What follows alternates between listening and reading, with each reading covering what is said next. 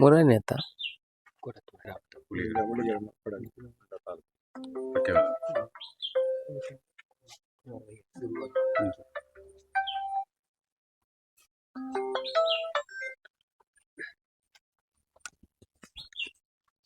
ಮೊನ್ನೆ ತಾನೇ Bantwal KSRTC bus ನಿಲ್ದಾಣದಲ್ಲಿ ಕೊಳೆಯಾದಂಥ ಲಾವಣ್ಯ ಎಂಬ ಹುಡುಗಿಯ ಮನೆಗೆ ಇವತ್ತು ಭೇಟಿಯನ್ನು ಕೊಟ್ಟಿದ್ದೇನೆ. ಕಕ್ಕೆ ಪದವಿನಲ್ಲಿರುವಂಥ ಅವರ ಮನೆ ಒಂದು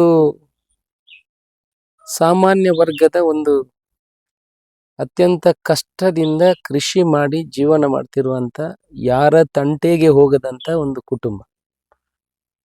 ಅವರ ಮನೆಗೆ ಹೋದಾಗ ಗೊತ್ತಾಗ್ತದೆ ಆ ಲಕ್ಷಣಗಳೆಲ್ಲ. ತಂದೆ ತಾಯಿ ಇಬ್ಬರು ಕೂಡ ಕೃಷಿ ಮಾಡಿ ಜೀವನ ಮಾಡುವಂಥವರು, ಭಾರಿ ಕಷ್ಟದಿಂದ ಮೇಲೆ ಬರ್ತಾ ಇರುವಂಥವರು.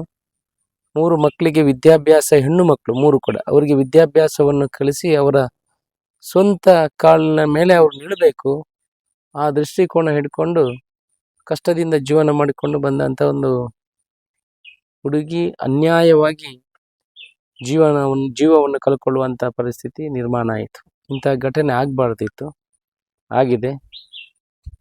ನಾವು ಜನಪ್ರತಿನಿಧಿಗಳಿದ್ದೇವೆ, ನಾವೆಲ್ಲ ರಾಜ್ಯ ಸರ್ಕಾರದಿಂದ ಕೇಂದ್ರ ಸರ್ಕಾರಕ್ಕೆ, ಎಲ್ಲ ಸರ್ಕಾರಕ್ಕೆ, ರಾಜ್ಯ ಸರ್ಕಾರ ಮತ್ತು ಕೇಂದ್ರ ಸರ್ಕಾರ ಇಬ್ಬರು ಸೇರಿ ದೇಶದಲ್ಲಿಯೂ ಕೂಡ ಕಠಿಣವಾದ ಕಾನೂನನ್ನು ತರುವಂಥ ಅವಶ್ಯಕತೆ ಇದೆ ಅಂತ ನನ್ನ ಅನಿಸಿಕೆ. ಇಂಥ ಹಲವಾರು ನಿದರ್ಶನಗಳು ಈ ಹಿಂದೆ ಕೂಡ ಆಗಿದೆ. ಈ ಹಿಂದೆ ಸ್ಟೇಷನ್ ಎದುರುಗಡೆನೆ ಒಂದು ಕೊಲೆ ಮಾಡಿದಂಥ ಸನ್ನಿವೇಶ ಕೂಡ ಆಗಿತ್ತು. ಅದರಿಂದ ಇಂಥ ಸನ್ನಿವೇಶಗಳು ಮರುಕಳಿಸಬಾರ್ದು, ಕಠಿಣವಾದ ಕಾನೂನುಗಳನ್ನು ತರುವಂಥ ಕೆಲಸಗಳು ಆಗಬೇಕು. ಇನ್ನು ಮುಂದೆ ಯಾವುದೇ ಹುಡುಗಿರು ಅವರಿಗೆ ಭದ್ರತೆಯನ್ನು ಕೊಡುವಂಥ ಕೆಲಸಗಳು, ಭದ್ರತೆ ಅಂತ ಹೇಳಿದ್ರೆ ಕಾನೂನಿನ ಮುಖಾಂತರ ಅವರಿಗೆ ಭದ್ರತೆಯನ್ನು ಸಿಗುವಂಥ ಕೆಲಸ ಆಗಬೇಕು.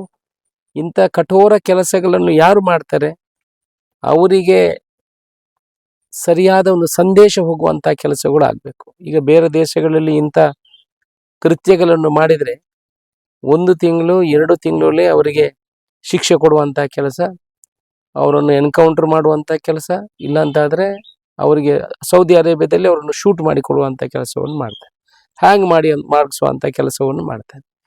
ಇಲ್ಲಿ ನಮ್ಮ ದೇಶದಲ್ಲಿ ಏನಾಗಿದೆ ಅಂತ ಹೇಳಿದ್ರೆ, ಯಾವುದೇ ಕೃತ್ಯವನ್ನು ಮಾಡಿದರೂ 2-3 ವರ್ಷದಿಂದ ಅವರು ಜೈಲಿಂದ ವಾಪಸ್ ಬರುವುದು, ಅವರಿಗೆ ಬಿರುದನ್ನು ಕಟ್ಟಿಕೊಂಡು ಅವರು ಬರುವಂಥ ಪರಿಸ್ಥಿತಿ ನಿರ್ಮಾಣ ಆಗಿದೆ.